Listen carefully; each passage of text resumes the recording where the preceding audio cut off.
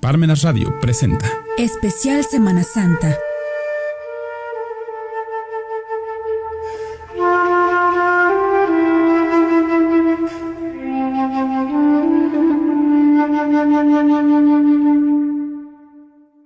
Estamos en Parmenas Radio, su servidor, el Padre José Luis Bautista González.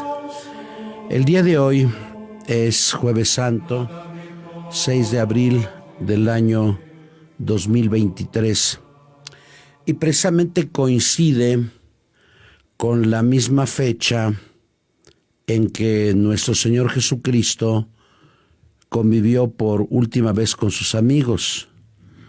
La mayoría de los biblistas coinciden que Jesús celebró una cena, no era la cena pascual, sino una cena más con sus amigos el 6 de abril del año 30, como lo afirma el que dirigió esa obra monumental que es la Biblia de Jerusalén, el padre Benoit Dominico, director de l'École Biblique de Jerusalén, como lo podemos ver en la cronología de la misma Biblia de Jerusalén. Se entiende que para muchísimos hombres y mujeres del mundo entero, llámese los antiguos iglesias reformadas, llámense los ortodoxos o nosotros los católicos, es un día donde iniciamos lo que litúrgicamente se denomina el Triduo Pascual. Recordemos que hoy por la mañana ha concluido la Cuaresma, que iniciábamos este año el pasado 22 de febrero, y que era el tiempo de preparación para celebrar el Triduo Pascual y la Cincuentena Pascual. El misterio pascual que debemos de entender de él, desde la encarnación de Jesús hasta su resurrección. Y el Triduo Pascual es pasión, muerte y resurrección. Y la resurrección la celebramos 50 días. Por eso se llama Cincuentena Pascual. Por eso los grandes liturgistas que iniciaron este movimiento de reforma de año cristiano a año litúrgico, empezando por el padre don Próspero Guéranger a mediados del siglo XIX y después pasando por el gran Odo Kassel antes del Concilio Vaticano II, ellos afirman que durante el año litúrgico celebramos los misterios de nuestro Señor Jesucristo. La Cuaresma nos ha preparado cada uno de nosotros a la vivencia de nuestra inserción a la Iglesia Católica a través de el baño bautismal. Se afirma que el bautismo es la puerta de entrada a los demás sacramentos, como lo dice el derecho canónico vigente del año de 1983. Es puerta de entrada a los demás sacramentos e inicio de vida nueva. Por eso, si recordamos las dominicas de este ciclo A, donde el catequeta ha sido el evangelista Mateo y apóstol, es recordar nuestro compromiso como bautizados. En la primera dominica, Mateo 4, las tentaciones, porque se entiende que la inserción como cristiano desde el tiempo del catecumenado era rechazar las seducciones del tentador y aceptar a Jesús como nuestro Señor. La segunda dominica, Mateo capítulo 17, la transfiguración en el Tabor. ¿Cuál es el elemento bautismal? La vestidura blanca. Afirma precisamente Cirilo de Jerusalén en sus catequesis mistagógicas que los catecúmenos iban con una túnica morada el día de la vigilia pascual para ser bautizados, para ser sumergidos. Y cuando eran bautizados por el celebrante, se les colocaba una túnica blanca. La túnica blanca evoca la transfiguración cuando Santiago, Pedro y Juan contemplaron a nuestro Señor como Dios. Les mostró su gloria para que el escándalo de la cruz fuera alivianado por la gloria de Dios. La tercera dominica, Juan capítulo 4, el diálogo con la samaritana. El elemento bautismal es el agua. El agua que da muerte, mar rojo. Y el agua que da vida, cuando los israelitas murmuraron contra Dios y en la roca salió agua. Por eso el mismo Cirilo de Jerusalén, en la obra ya referida, afirma: al catecúmeno se le sumerge 3 veces porque 3 días estuvo Jesús en el sepulcro. Romanos capítulo 6. Yo te bautizo en el nombre del Padre y del Hijo y del Espíritu Santo. Si 3 días estuvo Jesús sepultado, así dice Cirilo que 3 veces tiene que sumergirse la persona porque 3 días estuvo Jesús en el sepulcro. Por eso el citado obispo de Jerusalén afirma: el bautismo es sepulcro y es madre. Es sepulcro porque morimos al pecado y es madre porque resucitamos a una vida nueva. Nacemos a una vida nueva. La cuarta dominica, Juan capítulo 9, el ciego de nacimiento. El elemento bautismal es la luz. Por eso cuando nosotros fuimos bautizados, los que somos católicos, y a papá y a mamá, al padrino y a la madrina, se le dio una vela, porque Jesús es luz. Jesús no es obscuridad. Jesús es luz. Jesús no es tinieblas. Jesús es Trinidad Santísima junto al Padre y al Espíritu Santo. Y esa luz tiene que brillar en medio de las obscuridades de la vida. Esa luz que contagia alegría. Esa luz de la cual seremos testigos en la próxima vigilia pascual. Esa luz que va a alumbrar la soledad del sepulcro. Esa luz que va a iluminar y que va a hacer que la pesada roca sea removida del sepulcro.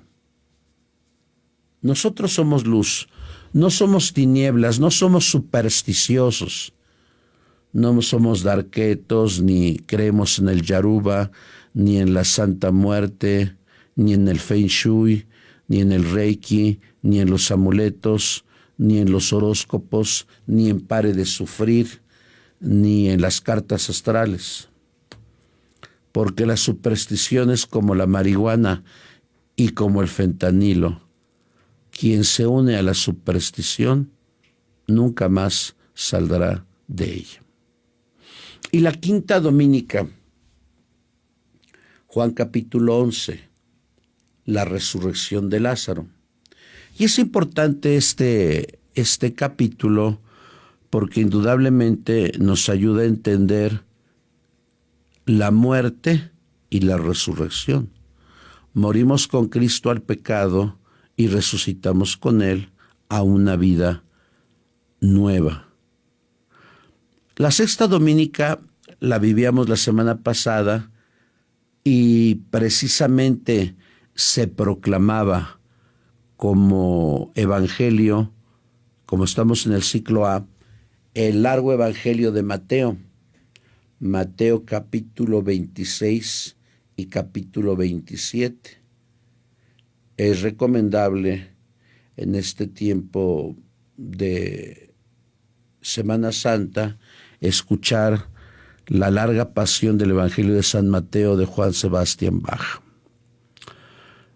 A partir de esta semana es Semana Santa por devoción, aunque hoy hemos concluido la Cuaresma por la mañana. ¿Qué celebraremos en el orbe, en el mundo católico hoy? Celebraremos la institución de la Eucaristía y la institución del orden sacerdotal en torno al mandato del amor. Por eso hoy se proclamará el capítulo 13, versículos 1 al 14 de el Evangelio de Juan. Recuerden que Juan se va insertando a lo largo de los 3 años litúrgicos. Y estamos, para la mayoría de los exégetas biblistas, como Raymond Brau, o Schnakenburg, o Beauvois, precisamente en el libro de la gloria que se inicia desde el capítulo 2. ¿Y qué es lo que dice la Escritura? Antes de la fiesta de la Pascua, sabiendo Jesús que había llegado la hora de pasar de este mundo al Padre, y habiendo amado a los suyos que estaban en el mundo, los amó hasta el extremo. Dice el gran español Martín Luis Descalzo en su libro Vida y Misterio de Jesús de Nazaret: ¿acaso en esta expresión el amor de Dios estaba suspendido? Habiendo amado, amó hasta el extremo. ¿Cómo medir el amor? Pues el amor se mide a través de la muerte. Nadie es amigo sino aquel que da la vida por el otro. Y es por eso, queridos hermanos y hermanas, que en este día solemnísimo de la institución de la Eucaristía, meditemos sobre el amor. San Ignacio de Loyola, en Manresa, en su primera meditación, le pedía a Dios que le comunicara el amor, porque no podríamos entender ninguna misión, vocación dentro no solo de la esfera espiritual, sino de la esfera laboral, cultural, deportiva, empresarial, universitaria, si no es a través de la virtud del amor. Por eso lo primero que decía Ignacio, le demandaba a Dios el amor. ¿Cómo poder amar? ¿Cómo vivir el amor en los tiempos que nos están tocando vivir? ¿Cómo poder manifestar cabal adecuadamente el amor en estos tiempos de cólera, diría Gabo, que nos toca vivir en México, donde tal parece que el odio está venciendo al amor, el rencor está venciendo al perdón, la división a la unidad y la polarización a la comunión? No sé, muchos de nuestros sectores en México, de los que antes he mencionado, tendríamos que hacer un paréntesis en nuestra vida en este Jueves Santo, que, como decía don Víctor Sánchez el pasado domingo, pues no es solamente tiempo de vacaciones, como muchos lo consideran, sino más bien tendría que ser un tiempo enorme de reflexión para preguntarnos cómo estamos caminando. El mes de marzo terminó con un promedio de 74 muertos por día, sin contar la tragedia que marca este sexenio de los muertos de Juárez, quemados, atrapados precisamente por las inútiles políticas públicas de migración.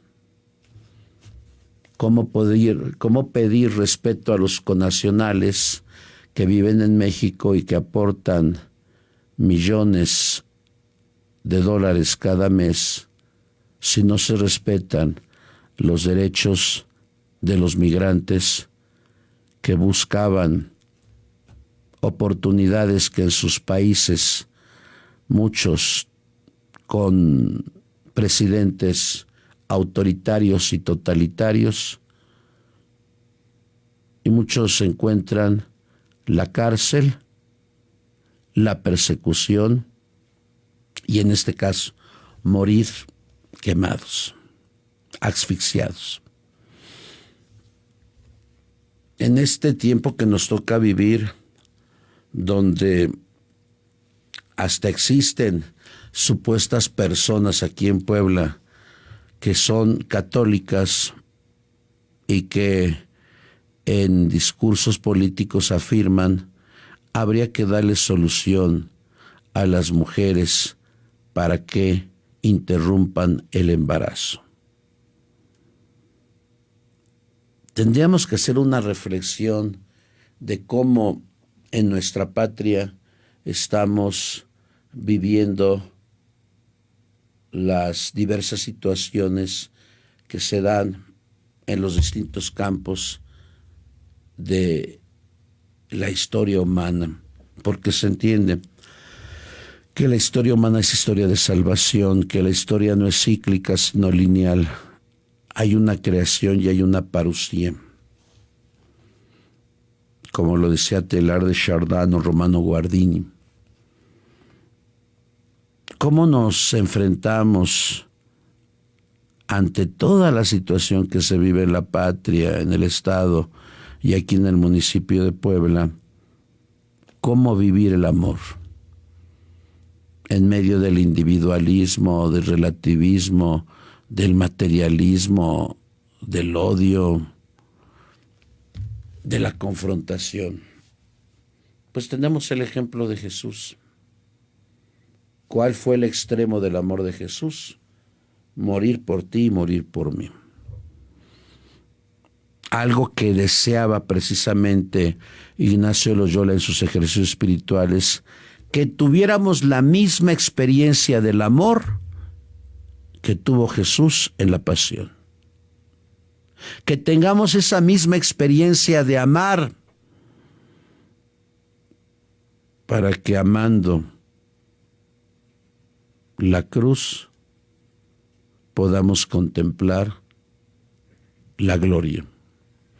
San Juan de la Cruz, aquel hombre tan perseguido en el siglo XVII y que sufrió tanto, que tal vez por eso se puso de la cruz y que sus 49 años estuvieron marcados por el dolor, él decía: no puede haber gloria si no hay pasión. No puede haber Tabor si no hay Calvario. No puede haber resurrección si no hay muerte. Yo creo que el ejemplo grandioso de Jesús, que amó hasta el extremo y que puso por ejemplo algo bastante sencillo y que solamente hacían los esclavos y los siervos, como lo podemos leer en el libro de Joaquín Jeremías, Jerusalén en tiempos de Jesús, lavarle los pies a sus discípulos. Aquí no se trata de tomar las cosas al pie de la letra, porque algunos padrecitos hoy van a llevar 20 cubetas o 30 cubetas y van a decirle a sus fieles: lávense los pies. No, ese es un show. No. Lo que Jesús está indicando es el camino de la humildad, es el camino de la sencillez, es el camino del servicio que muchos hemos perdido en esta sociedad materialista, donde tal vez seamos epicureístas, el máximo placer y el mínimo dolor. donde queremos que nos sirvan, que nos sirvan, que nos sirvan, o como dice el Papa Francisco, en una cultura de descarte, donde descartamos a los que nos caen mal. Aquellas escenas que vimos de Guadalajara, de la capital de Jalisco, Guadalajara, donde una policía y un policía golpean y pisotean a un indigente. ¿Y qué dijeron las autoridades? Vamos a investigar. Pues ya está el video, yo creo que no necesita investigar nada. Pero yo creo que esas situaciones de encono, de fuerza, de aprovecharnos de los demás, o como pasa en las escuelas, aquella chica que brutalmente golpeaba con una piedra a una adolescente y que las demás chicas grababan y se reían. En esa indolencia donde el dolor ya no nos dice nada. En esa indolencia donde los muertos ya no nos dicen nada. Y claro, donde nuestros políticos, como decía Winston Churchill, aquel premio Nobel de literatura, decía, los políticos piensan en las próximas elecciones para tener poder y para seguir robando. En cambio, los estadistas piensan en las próximas elecciones, en las futuras generaciones. Y aquí no hemos tenido estadistas últimamente.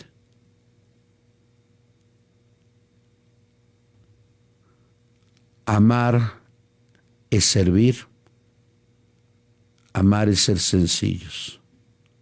Que cada quien examine su propia conciencia y se pregunte si esto es ideal, utópico, quimérico, o si puede ser factible su realización en la vida diaria. Por eso al final dice Jesús, si yo que soy su maestro he hecho esto con ustedes, también ustedes deben lavarse los pies los unos con los otros. Les he dado ejemplo para que lo que yo he hecho con ustedes, también ustedes lo hagan. El ejemplo, la coherencia, es lo que hoy falta. Vemos prepotencia, soberbia, encono, egoísmo, división. No sabemos aceptar nuestras limitaciones, no sabemos aceptar nuestros errores, no sabemos aceptar que a veces cometemos malas decisiones y le echamos la culpa a los demás. ¿Por qué nací en este hogar? ¿Para qué me casé con fulano? ¿Para qué acepté este trabajo? Los demás tienen la culpa, nunca tengo la culpa yo. Si pudiéramos beber del ejemplo de nuestro Señor Jesucristo, otra cosa sería de México.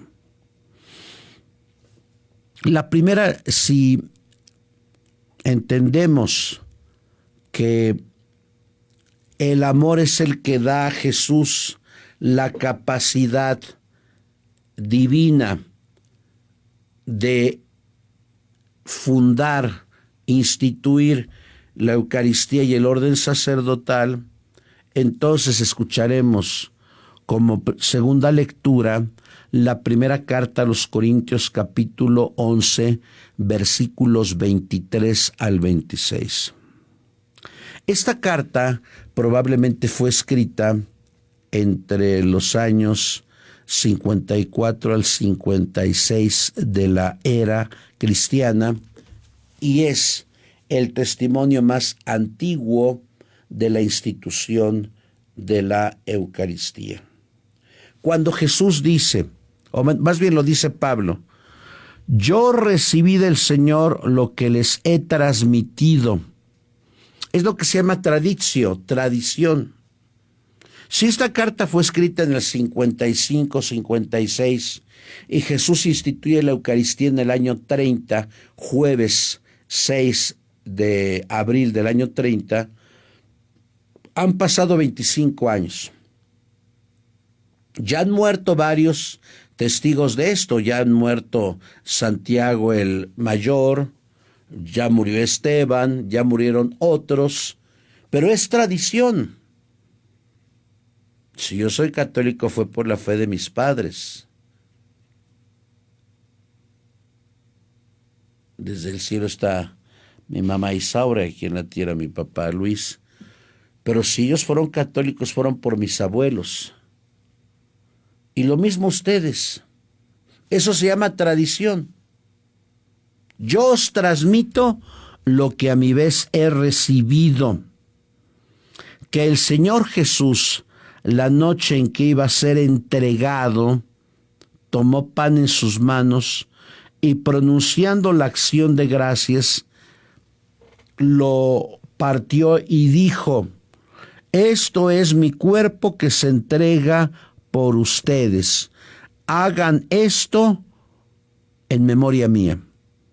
Aquí hay 3 notas teológicas. La primera, verdadero banquete. La segunda, verdadero sacrificio. Y la tercera, memorial. Verdadero banquete, esto es mi cuerpo. San Juan en el capítulo 6, versículo 52, habla: y el pan que les voy a dar es mi carne, sarx, el cuerpo que se entrega, pero también la sangre que se derrama. Esto es mi cuerpo que se entrega por ustedes, sacrificio. Hagan esto en memoria mía. ¿Y qué es el memorial? Hacer presente con toda su eficacia un acontecimiento de salvación. Lo mismo hizo con el cáliz después de cenar, diciendo: este cáliz es la nueva alianza, es decir, la antigua alianza, Éxodo capítulo 20, Berit en hebreo, había concluido, que se sella con mi sangre. La antigua alianza, como escucharemos en la primera lectura, Éxodo capítulo 12, estaba marcado por el Cordero Pascual, allá en Egipto, allá en el siglo XIII antes de Cristo, en tiempo de Ramsés II. Esa sangre tuvo su tiempo como figura, diría la carta a los Hebreos. Pero esta alianza va a concluirse y la nueva alianza va a sellarse con la sangre de Jesús. Hagan esto en memoria mía siempre que beban de él. Nuevamente 3 notas teológicas características. Es la sangre, verdadero bebida, que se derrama por ustedes, verdadero sacrificio. Háganlo en memoria mía, verdadero memorial. Ahora, ¿quiénes estaban presentes en la Eucaristía? Si nos ceñimos al relato de Juan, ya Judas Iscariote se había ido para vender al maestro por 30 monedas. Solamente estaban 11 hombres, los apóstoles, y estaba Jesús con ellos. Alguien podía preguntar, como las ridiculeces que dijo Don Brown en el Código Da Vinci, y que muchos por ignorancia le creyeron. Yo le llamaría docta ignorancia, diría Duns Scoto. ¿Había mujeres con Jesús? No. Nunca en la cultura rabínica todos los grupos eran de hombres. ¿Por qué? Porque existió un machismo exacerbado y Jesús se coloca dentro del tiempo y del espacio, dentro de una cultura profundamente así. Ya la mujer en la resurrección tendrá un papel importante: anunciar, proclamar la resurrección de Jesús. Por eso en nuestra iglesia hay más catequistas mujeres que hombres. Cada quien tiene su papel dentro de la iglesia. Nuestra iglesia no es de ocurrencias. Nuestra iglesia tiene precisamente su fundamento en la Sagrada Escritura, en la tradición y en el magisterio. Finalmente, hoy no habrá bendición, sino que la Eucaristía, si el tiempo es grande, se pasará a otro lugar y los fieles lo van a adorar. Y hoy, por devoción, se visita las 7 casas que explicaré el día de mañana junto con los ritos propios del Viernes Santo. Muchas gracias.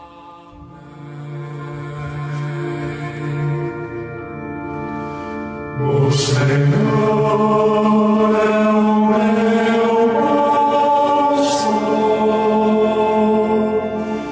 nada me puede faltar.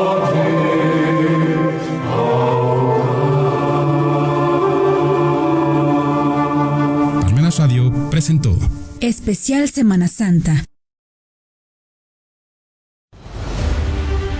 ¿Por qué estudiar Derecho Administrativo Constitucional? El avance tecnológico ha transformado la intervención gubernamental en los estados liberales, aumentando la necesidad de autorizaciones para la mayoría de las actividades económicas, lo cual contradice la idea de libertad individual. Este proceso está regido por el derecho administrativo, distinto del derecho jurisdiccional, abarcando diversos procedimientos y actos administrativos. Sin embargo, esta complejidad puede generar demoras y obstáculos, promoviendo la corrupción y la economía informal. Es crucial comprender el derecho administrativo para navegar estos procesos y proteger los derechos individuales. Especialidad en Derecho Administrativo y Constitucional de Parmenas Centro de Estudios ofrece una comprensión profunda de estos temas, dirigida a la diversidad profesional, desde la teoría del Estado hasta el derecho contencioso administrativo. Esta especialidad abarca aspectos teóricos y prácticos para formar expertos capaces de enfrentar los desafíos actuales. Su reconocimiento oficial por la Secretaría de Educación Pública la convierte en una opción única en México. Para más información se puede visitar la página